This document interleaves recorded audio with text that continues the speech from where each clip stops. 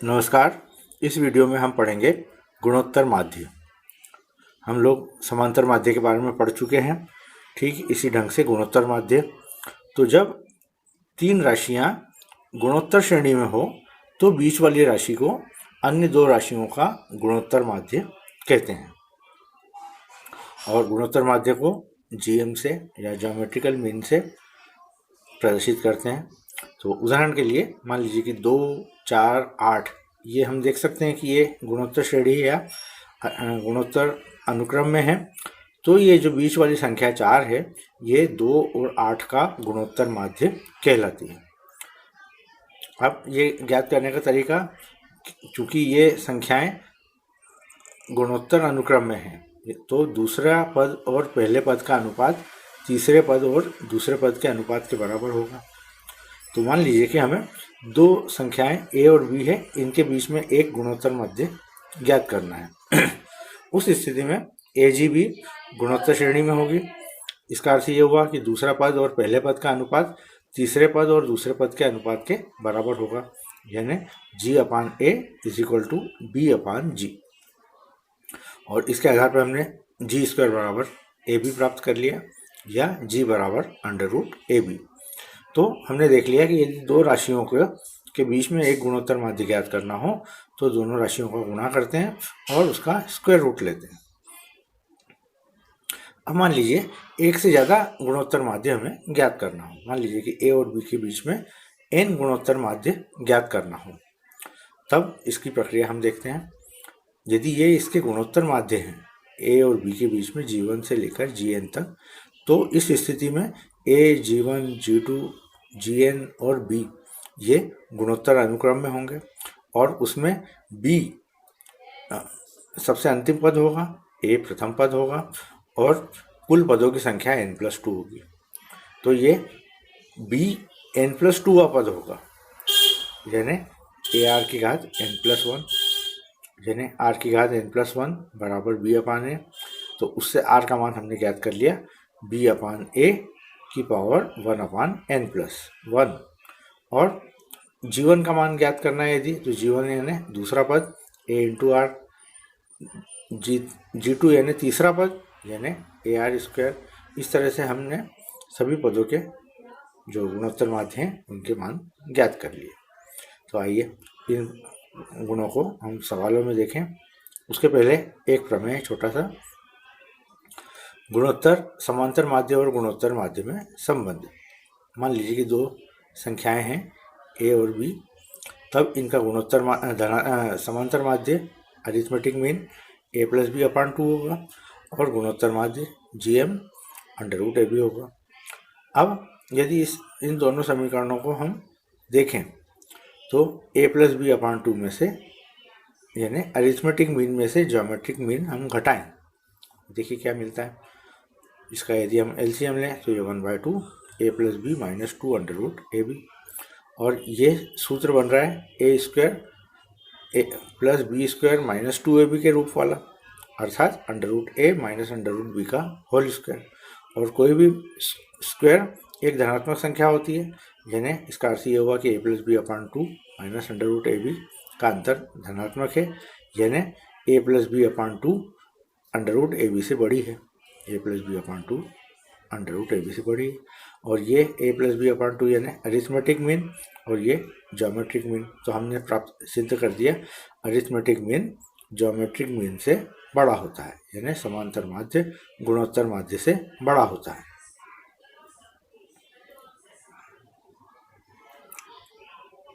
अब प्रश्नों को देखें हम। 1/9 और 9 के बीच तीन गुणोत्तर माध्य ज्ञात कीजिए। तो हमने गुणोत्तर माध्य मान लिए g1, g2, g3 और उस स्थिति में 1/9 g1, g2, g3 9 गुणोत्तर श्रेणी में होंगे। इसका प्रथम पद 1/9 और कुल पदों की संख्या 5 होगी और ये 9 पाँचवा पद है।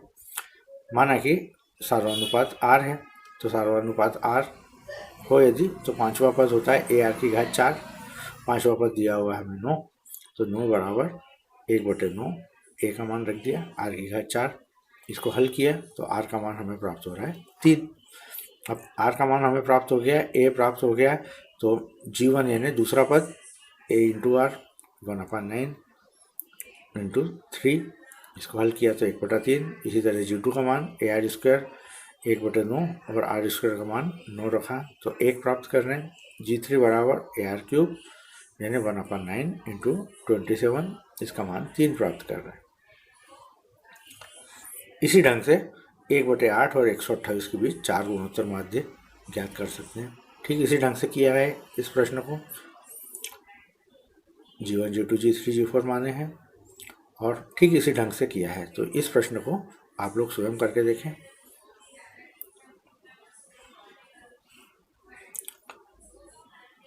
अब अगला प्रश्न, दो संख्याओं का समांतर माध्य 10 और गुणोत्तर माध्य 8 है, तो संख्याएं ज्ञात करना है।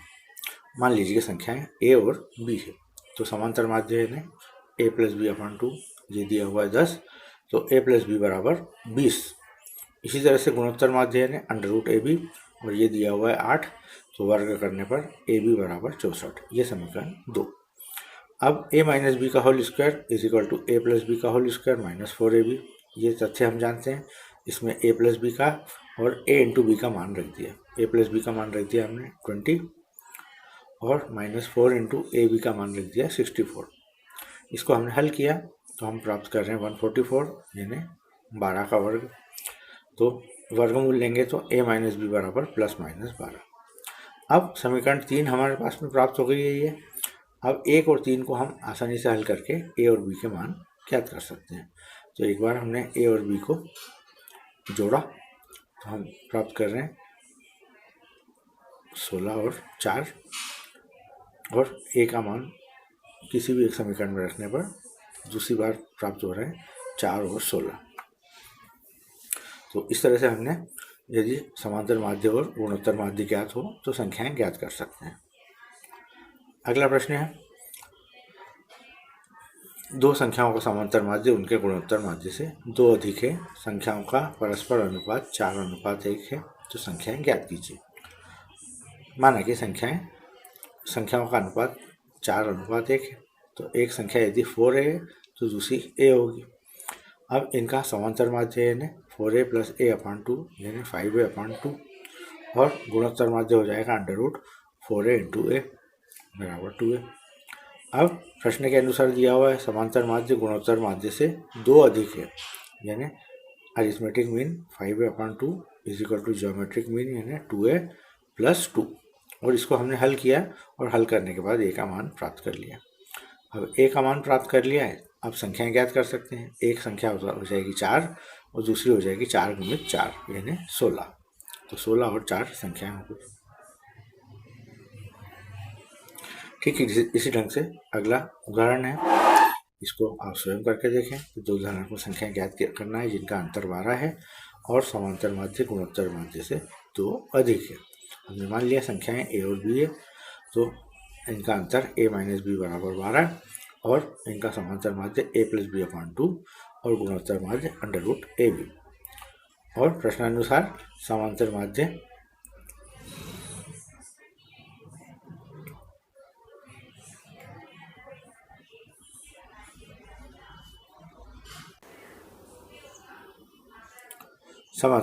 a प्लस बी अपॉन 2 और g का मान -√ab upon is equal to 2, इसको हमने हल किया और इस समीकरण के रूप में प्राप्त किया √a माइनस √b का whole square is equal to 2 का स्क्वायर, यानी √a माइनस √b का मान हमने ज्ञात कर लिया। अब a minus B is equal to 12 है, इसका मतलब हुआ √a का स्क्वायर माइनस √b का स्क्वायर बराबर 12, और इसको हम लिख सकते हैं √a minus B into √a plus B बराबर 12। √a माइनस √b का मान हम ज्ञात कर चुके हैं 2, तो 2 इंटू √a प्लस √b बराबर 12 यानी √ba प्लस √b बराबर 6, ये समीकरण 3 आ गई। अब समीकरण 2 और 3 को जोड़ दिया है और a और b के मान ज्ञात कर लिए हैं।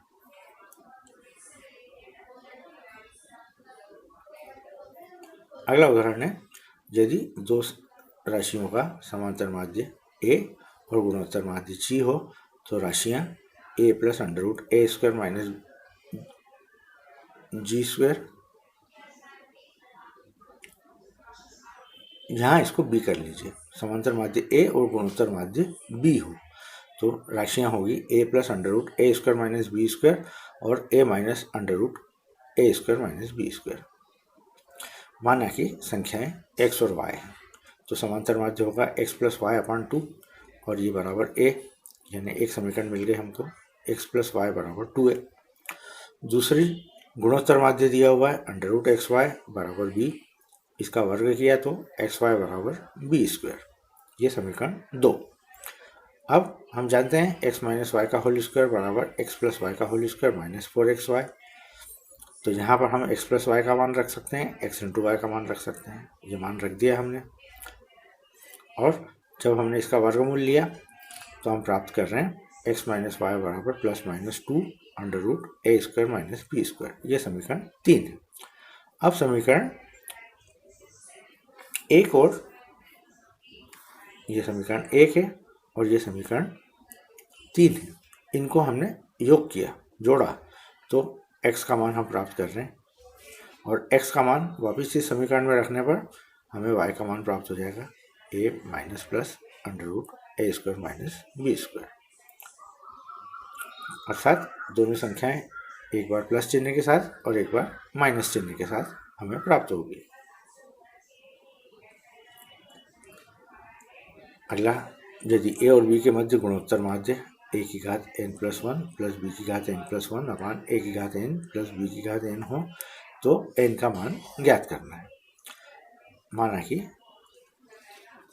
गुणोत्तर माध्य अंडर रूट ए बी है, तो ये समीकरण अंडर रूट ए बी के बराबर होगी। अब इसको इसमें गुणा किया, क्रॉस मल्टीप्लाई किया और इसको एक्सपांड किया, a की power n plus 1 plus b की पावर n प्लस 1 की घात 2, इसको हमने हल किया, सूत्र लगाया। इसी तरह से इधर भी हमने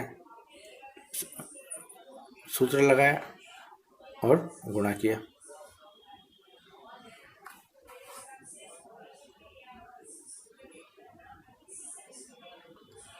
अब इसको आगे हल किया हमने, इसको लिख सकते हैं a की पावर 2n इंटू ए स्क्वायर, ठीक इसी ढंग से इसको लिखा, इसको भी लिखा और यहाँ से a की power 2n into a b plus b की power 2n into a b plus a की power 2n plus 1 into b की पावर n प्लस 1।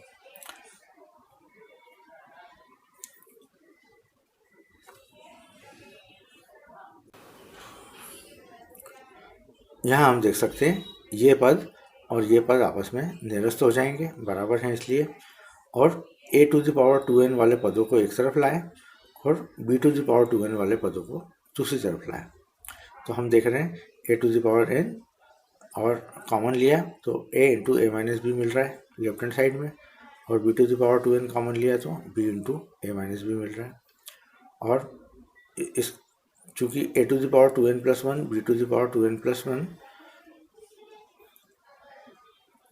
के बराबर होगा, क्योंकि a माइनस बी से a माइनस बी कैंसिल हो गया, और इस स्थिति में a अपान बी की घात 2n प्लस 1 बराबर 1 के, और 1 का अर्थ होता है a अपान बी की घात 0, यानी 2n प्लस 1 की घात, जो घातें आपस में बराबर हो जाएगी जब आधार बराबर है, तो 2n प्लस 1 बराबर हो गया है 0 के, और इससे n का मान हमने प्राप्त कर लिया है -1/2।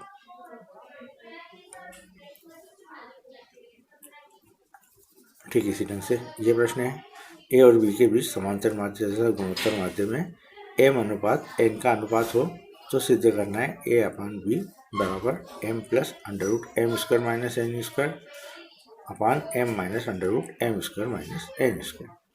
तो a और b के बीच समांतर माध्य a प्लस बी अपान 2 और गुणोत्तर माध्य अंडर रूट ए बी। अब हमें दिया हुआ है समांतर माध्य और गुणोत्तर माध्य का अनुपात, यानी a plus b upon 2 into under root a b बराबर m अपान n।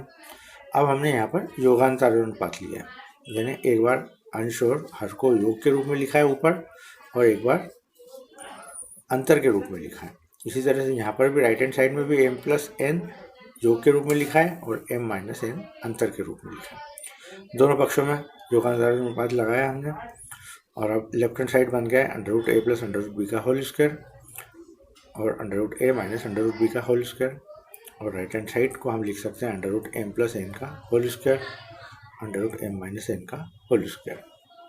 दोनों पक्षों का वर्गमूल लिया तो हम ये प्राप्त कर रहे हैं।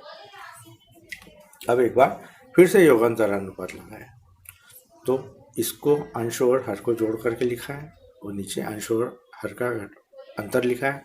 ऐसे ही यहाँ पर भी लिखा है जोड़ करके और अंतर। अब हम देख रहे हैं √b से √b कैंसिल हो जाएगा, 2√a हमें यहाँ प्राप्त होगा। इस तरह से यहाँ पे √a से √a कैंसिल हो जाएगा, 2√b प्राप्त होगा। और राइट हैंड साइड में ये देख रहे हैं 2 से 2 कैंसिल हो जाएंगे। अब फिर से वर्ग किया इसका, वर्ग करने पर दोनों पक्षों का वर्ग करने पर यहाँ से √ हट गया और यहाँ पर ये सूत्र लग रहा है।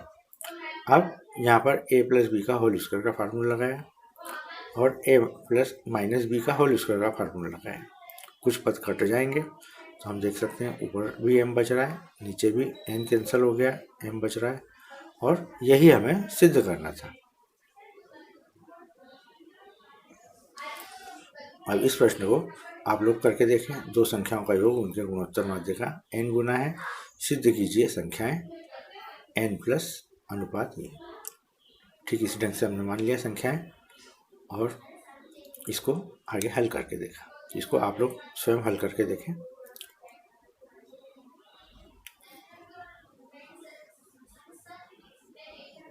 अब आप लोगों के अभ्यास के लिए कुछ प्रश्न दिए हुए हैं, इन प्रश्नों को आप हल करके देखें और नीचे आपको इनके उत्तर भी दिए हुए हैं। तो ये आप लोगों की प्रैक्टिस के लिए प्रश्न हैं, इनको आप हल करके देखें। तो इस वीडियो के लिए इतना ही। धन्यवाद।